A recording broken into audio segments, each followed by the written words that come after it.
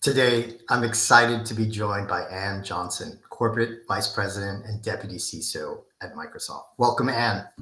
Oh, thank you so much for having me. I'm excited. It's awesome to have you. So, you've had an intriguing and truly exceptional career.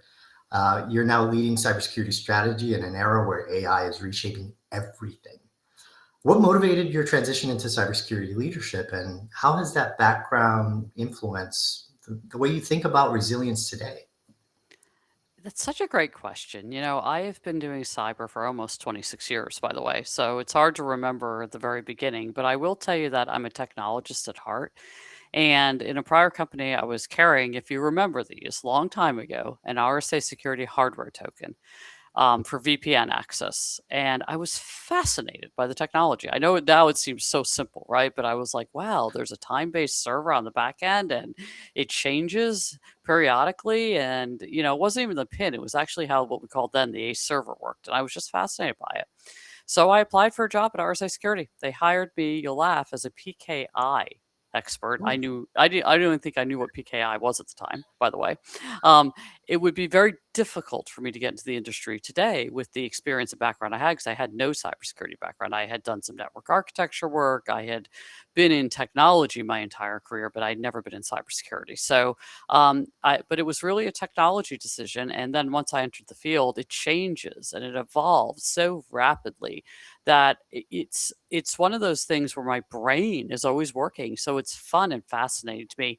And now, as you said, we have this world of AI, right? And in the world of AI, we're going to have a pretty big change in cybersecurity yet again. Still have the hygiene we need to be concerned about, but yet both the threat actors and organizations are going to be using AI for a cybersecurity advantage. And I'm very excited about that. It's fascinating and spot on. I love the background, and I remember also being mesmerized by this little piece of technology, this little token. So AI is changing the game for both attackers and defenders, right?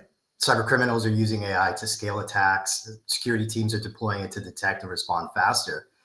How do you see the dynamic playing out, and what does resilience mean in this new reality we're all confronted with?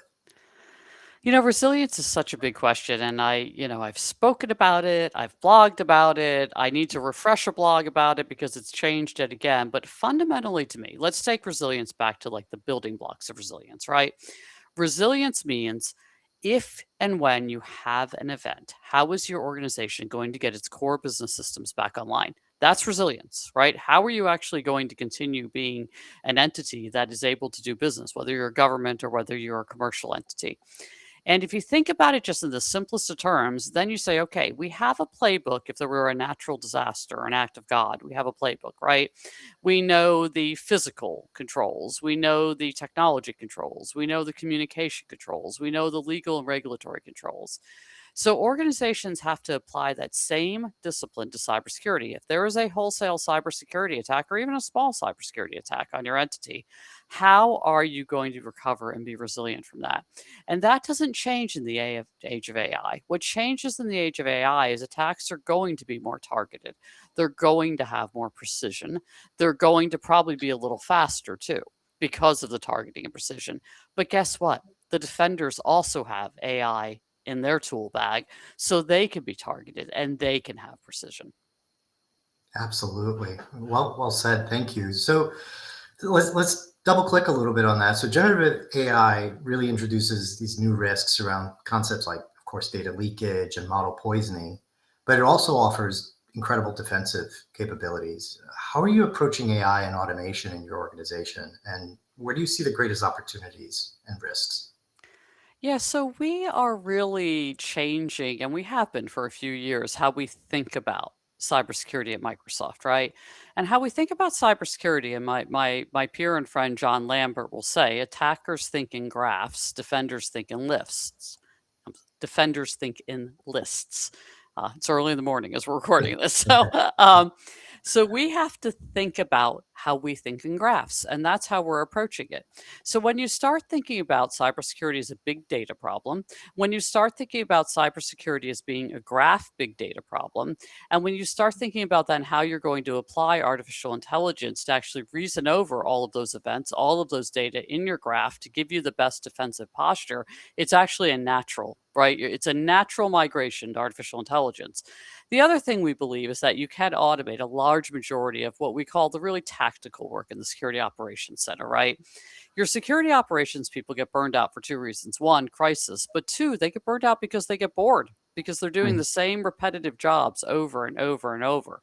It's like going to the firehouse and having to wash the truck all the time, right? So AI should take a lot of those redundant jobs away from them. Patching is a great example. We should be able to automate a large majority of patching in entities and in organizations. And I think that's fundamentally really important to how we're thinking about it. But the main thing I want to drive home is security is a big data problem.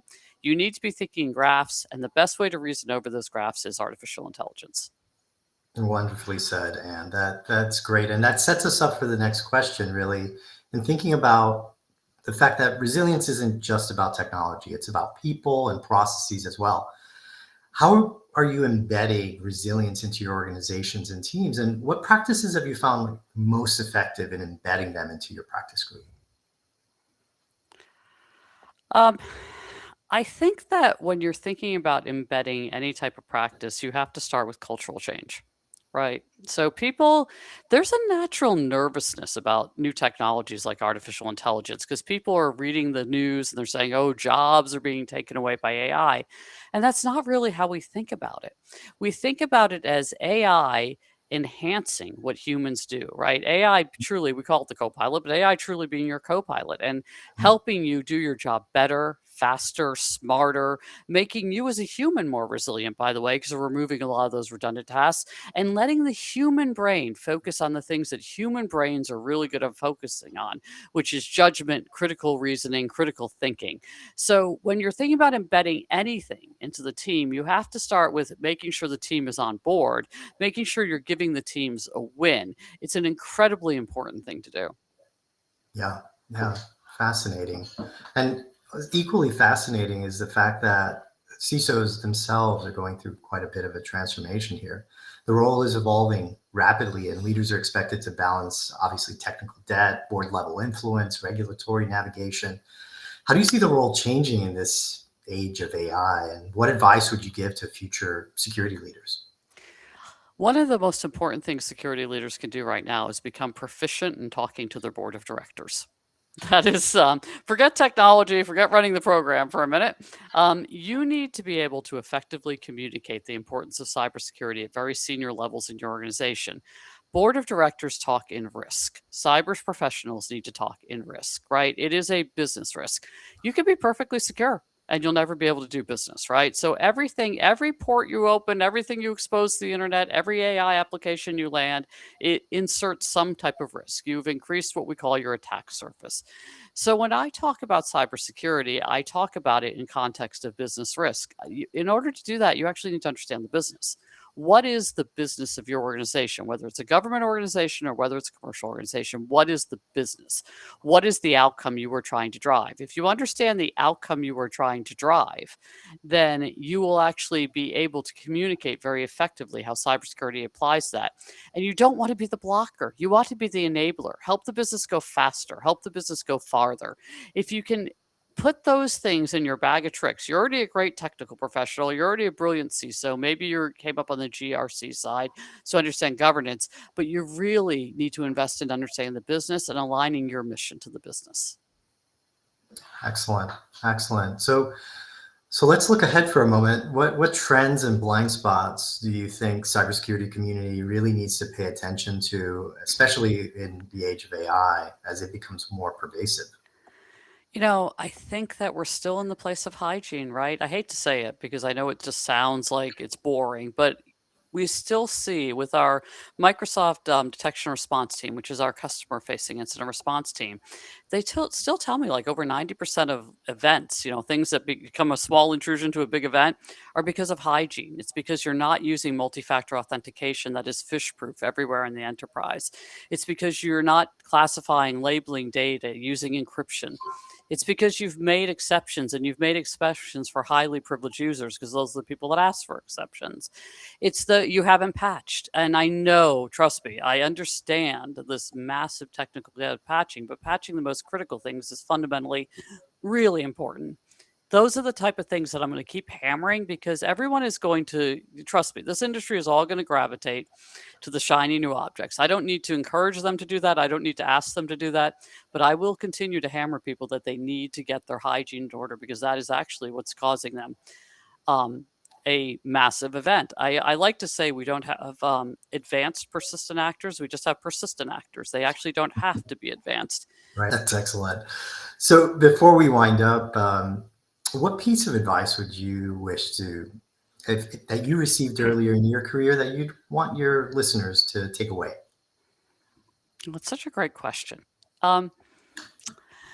I think that years ago, when I was first time I was a manager, or second, maybe it was the second time I was a manager, a leader looked at me and said, because I have a big personality. If if you've met me in person, I have a big personality. I walk the halls. I'm not shy or. And a leader said to me, "You don't understand the impact of what you say." And I really didn't know what that meant. I really didn't. And he said, "Look, you say something and people take it as this is it." He said, "You need to be more nuanced in your communication. You need to listen a little more. You need to understand what people are asking you before you respond." It was one of the best pieces of advice I ever received, because it really did fundamentally help me shape and change my communication style to be more effective. That is fascinating. I absolutely love that. So I always like to end on an optimistic note. Despite the challenges, and there are many that we face, there's always something to look forward to in this field, right? The present and ever constant learning. What makes you optimistic about the future of cybersecurity, especially given the challenges we covered around AI?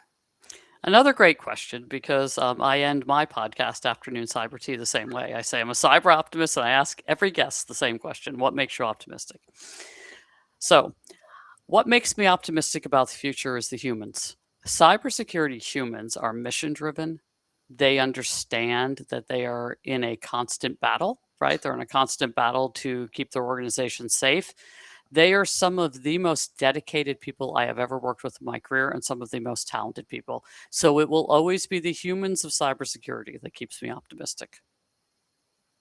Excellent. Well, I want to thank you today for joining us. Your insights on resilience and AI, incredibly valuable, and I really appreciate you taking the time with us today. Thank you so much for the invitation. It was my pleasure. And thank you to the audience for tuning in. Join us next time on the Resilient CISO.